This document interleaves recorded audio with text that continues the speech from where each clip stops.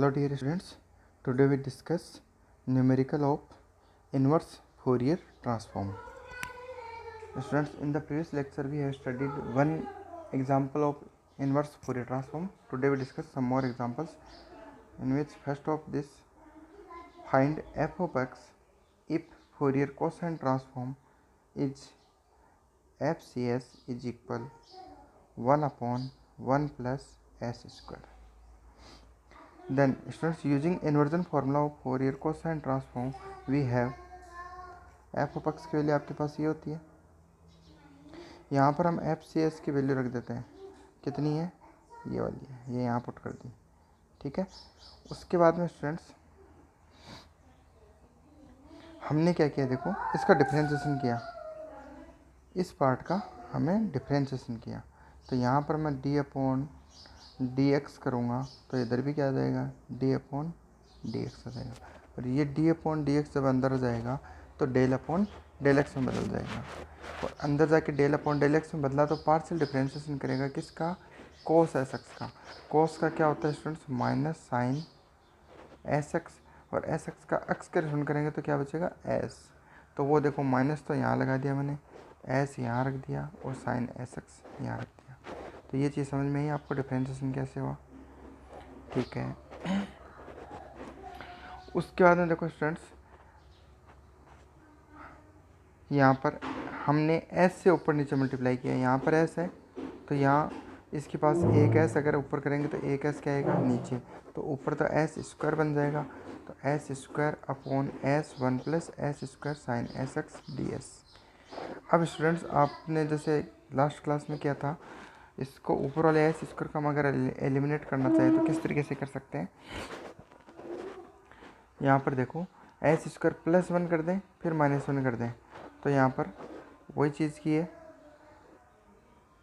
Plus one और minus one, फिर S square plus one के अंदर इसको डिवाइड करेंगे, ठीक है, तो ये S square plus one cancel out हो जाएगा और क्या बचेगा वन अपॉन एस, और ये वाला पार्ट बचेगा, तो इसको मैंने अलग से लिख दिया one upon S sine S X D S.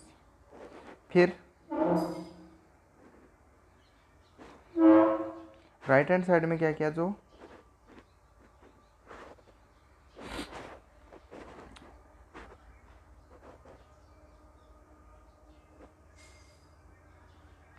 यहाँ पर देखो ये माइनस और ये माइनस क्या हो जाएगा plus, root two upon pi root two upon pi, remaining क्या बचा, इस वन के नीचे पूरा डिवाइड है तो इस वन के नीचे मैंने पूरा डिवाइड कर दिया sine S X D S sine S X D S. उसके बाद स्टूडेंट्स इसकी वैल्यू मैंने बताई हुई है आपकी लास्ट एग्जाम्पल में बताई थी, इसकी वैल्यू कितनी होती है पाई बाई टू, तो मैंने पाई बाई टू रख दिया, plus root two upon pi अभी तक एच टी चल रहा है।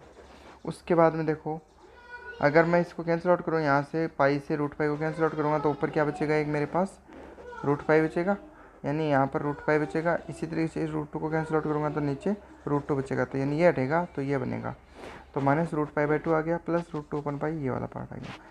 अब स्टूडेंट्स इसे हम नाम दे देंगे इक्वेशन नंबर 1, ये क्या हो गया आपका D A by D x, ठीक है।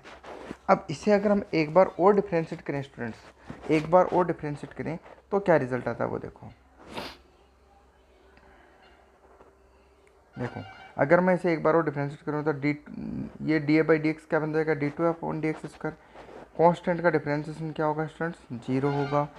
फिर यहाँ पर देखो डी अपॉन डी एक्स अगर मैं करता हूँ यहाँ पे, तो वही चीज़ डी अपॉन डी एक्स क्या जाएगा अंदर जाएगा, किस में बदल जाएगा डेल अपॉन डेल एक्स में, और डेल अपॉन डेल एक्स क्या करेगा डिफ्रेंशिएशन करेगा किसका साइन एस एक्स का, तो साइन का डिफ्रेंशिएशन कितना होता है कोस एस एक्स होता है, और एस एक्स का करेंगे तो एस आएगा, तो अपने पास ओवरऑल क्या आएगा यहाँ से जब हम डिफ्रेंशिएशन करेंगे तो स्टूडेंट्स यहाँ आएगा एस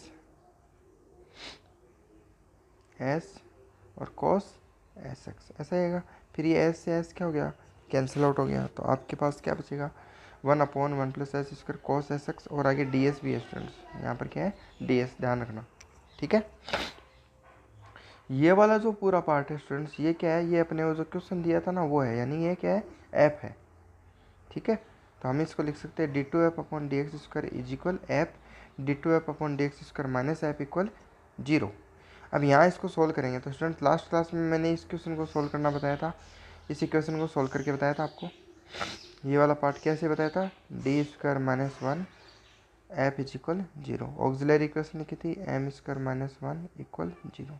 एम की वैल्यू आई थी +-1, उससे हमने सी एफ लिखा था ये, और सी एफ ही आंसर होगा। क्यों होगा, क्योंकि इक्वल टू क्या है, 0 है।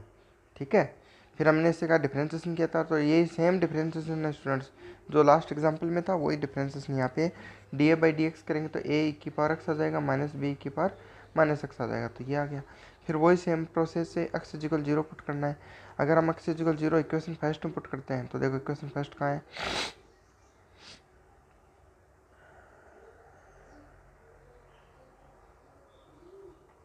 ये है आपके स्टूडेंट्स इक्वेशन फर्स्ट, इसको इक्वेशन फर्स्ट बोलते हैं। ठीक है, तो ये किसके इक्वल है, एफ के इक्वल थी। तो यहाँ एक्स की जगह 0 करोगे तो cos 0 बनेगा, cos 0 क्या हो जाएगा 1। अगर 1 हो जाएगा तो क्या बचेगा, √2/पाई 0 to infinity 1/1 plus S square और डी एस। ठीक है, इसको सोल्व कर लो, 1/1 प्लस एस स्क्वायर कितना होता है स्टूडेंट्स, tan इनवर्स एस, और लिमिट लगा देना 0 से इन्फिनिटी। तो वही चीज़ हमने यहाँ आगे किया, देखो ये रहा, हमने ये आ गया अपने पास एफ इजिकल, इसका इन्वर्स क्या है, tan इनवर्स एस आ गया। इंटीग्रेशन लिमिट पुट करेंगे तो tan inverse infinity minus tan inverse 0, tan inverse infinity π/2 होता है, tan इनवर्स 0 0 होता है। तो यहाँ इससे कैंसिल आउट करोगे तो अपने पास क्या बचेगा, ओनली √π/2। तो ये आ गई इक्वेशन नंबर 5। बात समझ में आ रही है।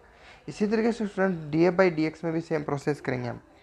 यस, एक चीज़ और, जैसे हमने यहाँ एफ की वैल्यू कितनी आ गई, √π/2, इसी तरीके से ये जो इक्वेशन 3 दिख रही है ना, ये भी तो एफ ही है, इसमें भी क्या कर दो, एक्स इजिकल 0 पुट कर दो, तो एफ इजिकल क्या बनेगा, a प्लस बी। तो यहाँ से आपको F is equal a plus B मिल रहा है, और जैसे यहाँ पे दिख रहा है आपको F is equal a plus B है, और एफ इजिकल क्या है, √π/2, दोनों से सोल्व करोगे तो a प्लस बी की वैल्यू कितनी आ जाएगी, √π/2 आ जाएगी। सिमिलरली स्टूडेंट्स हम D A by D x में भी करेंगे। तो D A by D x क्या है आपका, ये रहा। अगर आप इसमें एक्स इक्वल 0 करोगे तो यहाँ साइन 0 करोगे, साइन 0 की वैल्यू क्या होती है, 0, यानी ये पूरा पार्ट क्या हो गया, 0। ओनली क्या बचेगा, D A by D X की वैल्यू बचेगी -√π/2। तो वो देखो D A by D X की वैल्यू मैंने लिख दी, D A by D X के लिए लिख दी -√π/2। इसी तरीके से आपके पास एक इक्वेशन थी D A by D X is equal, अभी देखा था आपने, ए ई की power X minus B E की पावर माइनस एक्स। अगर इसमें भी एक्स की जगह 0 कर देते हो तो ई की पावर 0 1 होता है, तो क्या बचेगा यहाँ से, ए माइनस बी। तो ये नज़र आ रहा है आपको ए माइनस बी, और ये दोनों अगर इक्वल हैं तो ये दोनों भी इक्वल क्या होंगे, इक्वल होंगे। तो ए माइनस बी की वैल्यू कितनी आई, -√π/2। अब आपके पास दो इक्वेशन आ रही है स्टूडेंट्स, एक तो आ रही थी ए प्लस बी,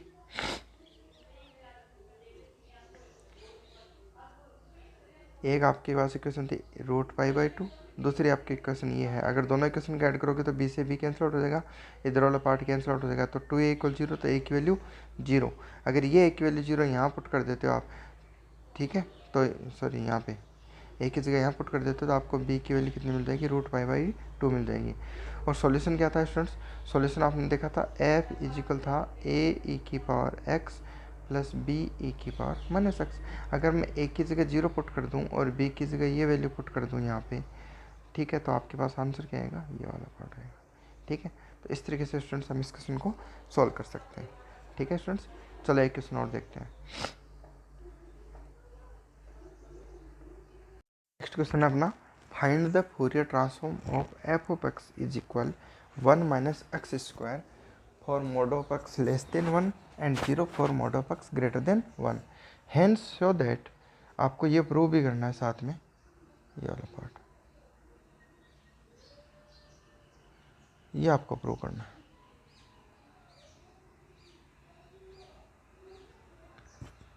तो आपको स्टूडेंट्स क्वेश्चन में दिया हुआ क्या है, देखो एफ ऑफ एक्स दिया हुआ है, एफ ऑफ एक्स दिया हुआ है, इसका मतलब अपने को निकालना क्या है, पहले एफ ऑफ एस निकालना पड़ेगा। दिख रहा है आपको, समझ में आ रहा है। ये इन्वर्स का नहीं हुआ है, ये इन्वर्स का भी है और फोरियर ट्रांसफॉर्म दोनों चीज़ें हैं इसमें। तो आपको क्वेश्चन में इस बार एफ ऑफ एक्स दिया हुआ है स्टूडेंट्स। अब तक की दो क्वेश्चन थे उनमें अपने को एफ ऑफ एस दिया होता था, लेकिन यहाँ पर उल्टा दिया है, एफ ऑफ एक्स दिया है। इसका मतलब पहले इसका क्या करना पड़ेगा, एफ ऑफ एस निकालना पड़ेगा अपने को। बात समझ में आ रही है। उसके बाद में हम क्या करेंगे, इस नीचे वाले रिजल्ट को प्रूव करेंगे। ओके, चलो स्टूडेंट देखो, सबसे पहले by definition of Fourier complex transform क्या होता है, देखो स्टूडेंट्स हम क्या लिखते हैं, F of S is equal complex के लिए क्या फॉर्मूला था, ये वाला फॉर्मूला था आपका, ये पढ़ा था आपने। अब यहाँ पर एफ ऑफ एक्स की जगह क्या लिखें, एफ ऑफ एक्स की जगह अपने पास फंक्शन दिया हुआ है, देखो ये फंक्शन दिया, ये नज़र आ रहा है फंक्शन आपको। लेकिन ये फंक्शन के अंदर देखो ये चीज़ क्या बता रहा है कि -1 से +1 के अंदर वैल्यू क्या है, ये है। और ये बता रहा है कि इस वैल्यू को छोड़ के और पूरे के अंदर वैल्यू क्या रहेगी, 0। ये चीज़ मैंने आपको और भी अच्छे से बताई थी स्टूडेंट्स, अगर आपको याद हो तो एक लाइन ड्रॉ करके बताया था, यहाँ पे -1 होता है, यहाँ पे +1 होता है, ऐसा बताया था। तो यहाँ पर तो वो फंक्शन क्या कर रहा है, डिफाइन कर रहा है। ओवरऑल लिमिट कितनी है, -∞ से ∞। तो ये जो रिमेनिंग पार्ट है ना, ये पार्ट -1 से लेके सॉरी -∞ टू -1 और 1 से लेके ∞, इसके अंदर तो फंक्शन की वैल्यू कितनी दी हुई है, 0 दी हुई है।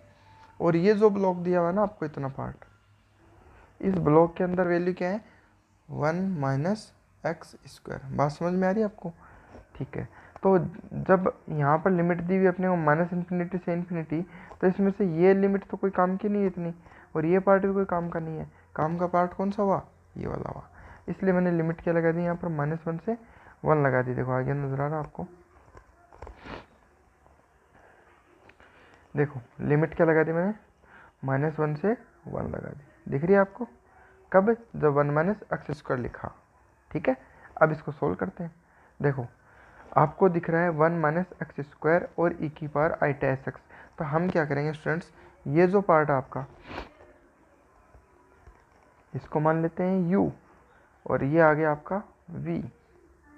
बस आपको स्टूडेंट्स करना क्या है कि आपको u इंटू वी का फॉर्मूला एकदम माइंड में रटा हुआ होना चाहिए। जब तक आपको u इंटू वी का फॉर्मूला नहीं आएगा, आपको ना ही तो लाप्लास ट्रांसफॉर्म आएगा और ना ही आपको फोरियर ट्रांसफॉर्म आएगा। इसलिए ये आपके अंगुली पे होना चाहिए, एनी टाइम माइंड में क्लिक करते रहना चाहिए कि u इंटू वी कैसे वर्क करता है। तो u आपका क्या हो गया, 1 - x², तो वो एज इट इज़ रहेगा। e⁻i⁻x का इंटीग्रेशन क्या होता है, e⁻i⁻x अपॉन i⁻s होता है, ठीक है। फिर आगे u का डिफ्रेंशिएशन, अगर आप u का डिफ्रेंशिएशन करोगे तो स्टूडेंट देखो फॉर्मूले में तो क्या होता है, माइनस होता है, बट जब आप इसका डिफ्रेंशिएशन करोगे तो 1 का डिफ्रेंशिएशन 0 होता है और x² का 2x होता है, तो आपको मिलेगा यहाँ से -2x। तो वो माइनस माइनस क्या हो गया, प्लस हो गया, 2 यहाँ लिख दिया, x यहाँ पर लिख दिया। और e⁻i⁻x का इंटीग्रेशन ये था, तो ये इंटीग्रेशन यहाँ लिखा हुआ है, लेकिन इसका जो नीचे वाला i⁻s है वो मैंने बाहर लिख दिया स्टूडेंट्स, ठीक है। तो आई होप ये बात समझ में आ रही होगी। उसके बाद में स्टूडेंट्स अपन बात करते हैं लिमिट पुट करने की। अब लिमिट पुट करेंगे, देखो पहले वाले पार्ट के लिमिट पुट कर देते हैं। यहाँ पर देखो आप, अगर ये 1 लिमिट पुट करते हो तो यहाँ इस x की जगह 1 रखोगे और आपको पता चलेगा कि 1 - 1 क्या हो गया, 0 हो गया। तो पहले अपर लिमिट क्या ही, 0, फिर फार्मूले में माइनस साइन लगाओगे और लोअर लिमिट रखोगे। अगर आप स्टूडेंट्स लोअर लिमिट रखते हो, अगर आप यहाँ लोअर लिमिट रखते हो तो आप ये वैल्यू लिखोगे, ये -1 जब यहाँ इस x² की जगह रखोगे तो -1 का स्क्वायर क्या हो जाएगा, +1, और अगेन 1 - 1 क्या बन जाएगा, 0। यानी हमें क्या समझ में आया कि इतने पार्ट को सॉल्व करने पर अपने को ओनली क्या मिला, एक 0 वैल्यू मिली। यानी इस पूरे का आंसर क्या आया, 0।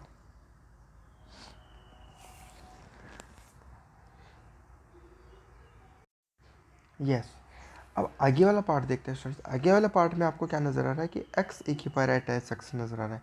तो अगेन आपको करना क्या पड़ेगा, इस x को आपको u मानना पड़ेगा, e⁻i⁻x को v मानना पड़ेगा। सेम प्रोसेस रिपीट करनी है। अब देखो थोड़ा सा क्या करेंगे कि ये 1/√2π था और ये 2 दिख रहा है आपको। जब इस 2 को मैं इससे कट कर दूँ √2 से, तो √2 ऊपर बचेगा और नीचे √2π, तो ये बन जाएगा √2/π। इसके अलावा क्या पड़ा है, 1/i⁻, ये रहा। तो ये 1/i⁻ को भी मैंने बाहर लिख दिया। अब उसके बाद में क्या होगा स्टूडेंट्स, ये पार्ट तो अपना बाहर रहेगा। अब हम इस पार्ट को सोल्व कर रहे हैं, ओनली इंटीग्रेशन वाले पार्ट को, ठीक है।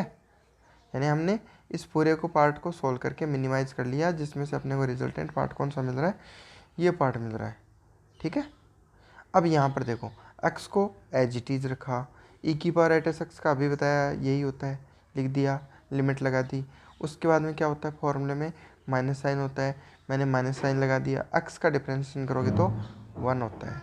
और e की पावर एट एस एक्स का इंटीग्रेशन ये वाला पार्ट ऐसा का ऐसा लिख दिया मैंने यहाँ पे, ठीक है, और dx कर दिया। अब स्टूडेंट्स क्या करेंगे, देखो आपको समझना क्या है, लिमिट पुट करेंगे इसमें। जब आप अपर लिमिट पुट करोगे स्टूडेंट्स 1, तो यहाँ पर भी 1 आएगा और यहाँ पर भी 1 आएगा, तो आपके पास क्या बनेगा, e की पावर आइटा s बनेगा ऊपर, e की पावर आइटा s। फिर फॉर्मूले में क्या होता है स्टूडेंट्स, माइनस साइन होता है। और अब रखोगे आप लोअर लिमिट, जब आप लोअर लिमिट रखोगे स्टूडेंट्स तो ये -1 एक्स की जगह आएगा। एक फॉर्मूले में माइनस होता है, एक माइनस ये आ गया तो क्या हो गया, प्लस। बात समझ में आ रही है। और ये माइनस यहाँ रखोगे इस एक्स की जगह, तो यहाँ क्या बनेगा, e की power minus iota s। Upon में आइटा s पहले से पड़ा है तो पहले से लिख दिया। अब मैंने एक्स्ट्रा क्या जोड़ा, आपको एक्स्ट्रा क्या दिख रहा है यहाँ पर, एक्स्ट्रा आपको एक 2 नज़र आ रहा है। वो 2 क्यों लगाया स्टूडेंट्स, क्योंकि ये एक फॉर्मूला बन जाता है।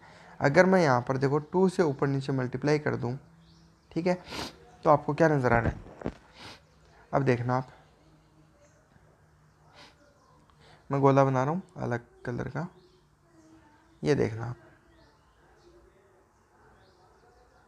ये इतना पार्ट है ना, ये है स्टूडेंट्स कोस एस,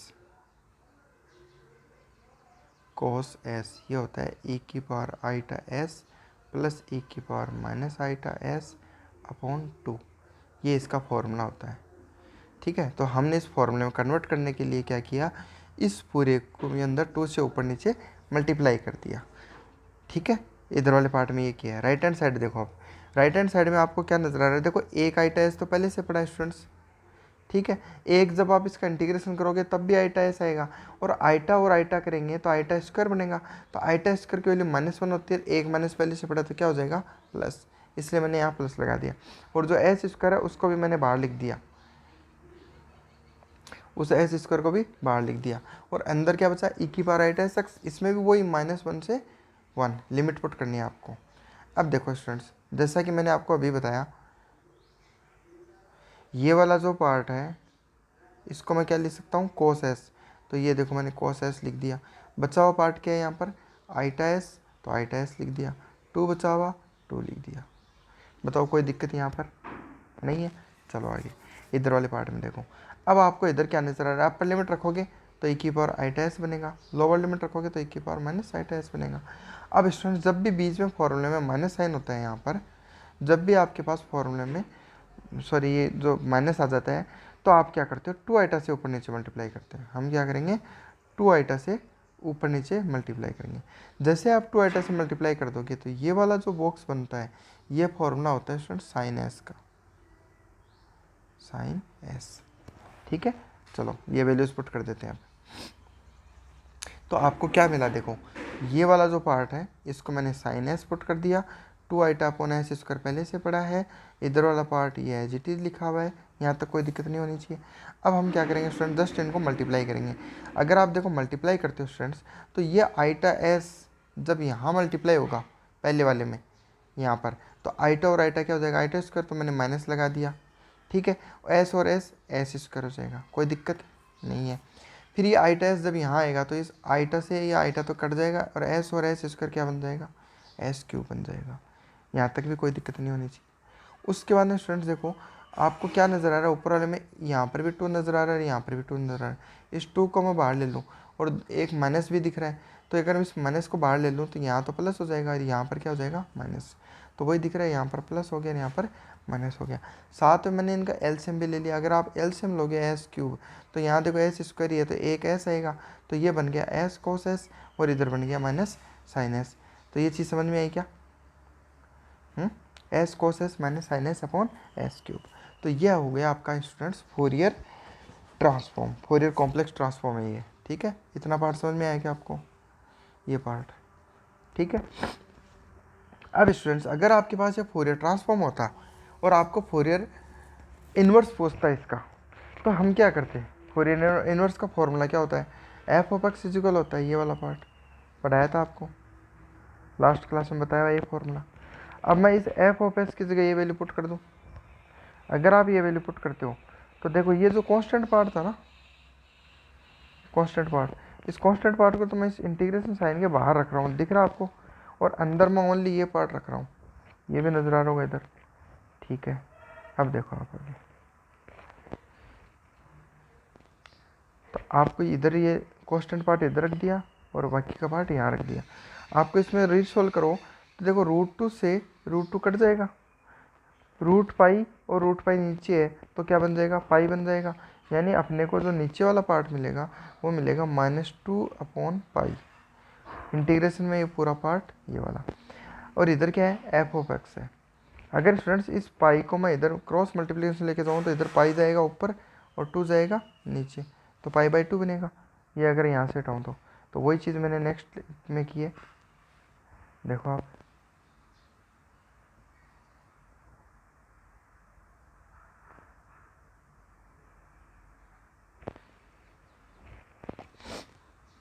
देखो मैंने पाई/2 इधर भेज दिया, ठीक है। अब इस माइनस को भी मैं इधर भेज दूँ तो ये माइनस भी इधर चला जाएगा।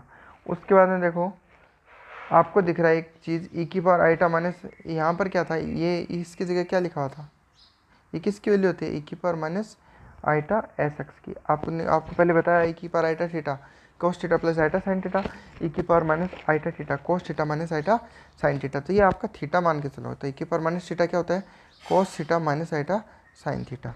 समझ में आ रही बात। उसके बाद में स्टूडेंट्स देखो मैंने क्या किया है, इस पार्ट को अलग अलग मल्टीप्लाई कर दिया। ये जो पूरा बॉक्स है इसको एक बार cos x से मल्टीप्लाई कर दिया और इसी को एक बार मैंने sin sx से मल्टीप्लाई कर दिया, तो आपके पास कुछ ऐसा बनेगा।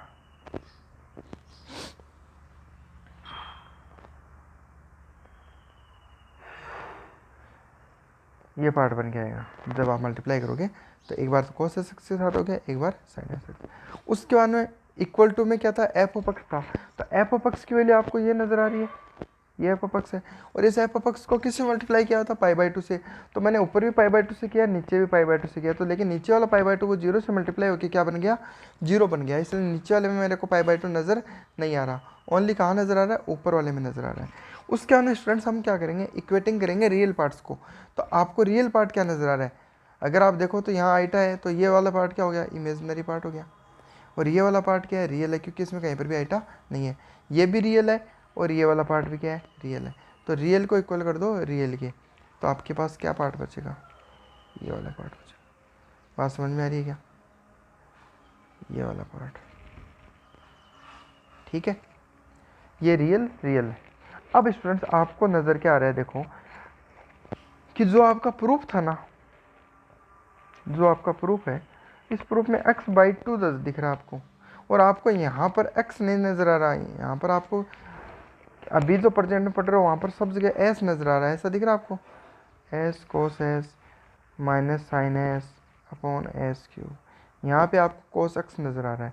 तो अगर ये पूरा s है तो ये भी s में होना चाहिए मेरे पास, यानी ये भी कितना होना चाहिए, s/2।